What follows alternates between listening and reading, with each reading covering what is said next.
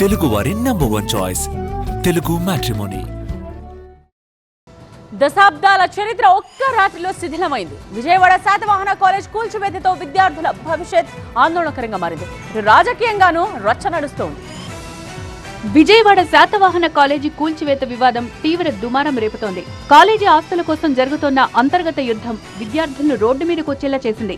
ఒకవైపు భూములు తమకే సొంతమంటున్న బోయపాటి వర్గం కాలేజీని కూల్చేస్తే సివిల్ వివాదం స్టూడెంట్స్ నష్టపోయేలా చేస్తోందంటూ యాజమాన్యం ఆవేదన వ్యక్తం చేస్తోంది. కాలేజీ డాక్యుమెంట్స్, సాఫ్ట్వేర్, విద్యార్థుల రికార్డులు సైతం శిథిలాల్లోనే ఉండిపోయాయంటోంది. దీంతో ఘటనపై అటు పోలీసులు కేసు నమోదు చేసి దర్యాప్తు చేస్తోండగా ఇటు రాజకీయ పార్టీలు ఆందోళనకు దిగాయి.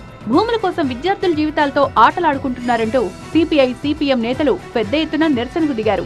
విజయవాడ నగరం నడిబొడ్డునే ఇన్ని అకృత్యాలు జరుగుతూ ఉంటే రాష్ట్ర వ్యాప్తంగా ఎన్ని జరుగుతూ ఉన్నాయో దానికి ప్రభుత్వమే ఆలోచించాలి. వాళ్ళ మీ ఎమ్మెల్యేలు, మీ ఎంపీలు అందరు కూడా, మీ ప్రజాప్రతినిధులు అందరూ కూడా పాపం సింగిల్ అజెండాగా పెట్టుకుని పనిచేస్తూ ఉన్నారు.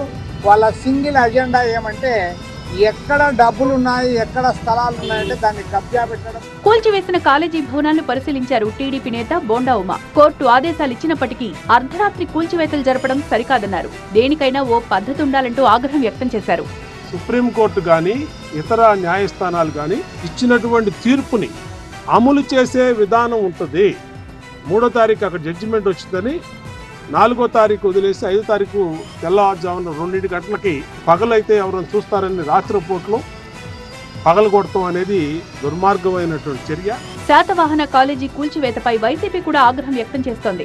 లక్షలాది మందికి విద్యనందించిన కాలేజీని కూల్చివేయడం దారుణమంటోంది. ఇంతా జరుగుతుంటే ప్రభుత్వం ఏం చేస్తోందంటూ ప్రశ్నించారు సజ్జల.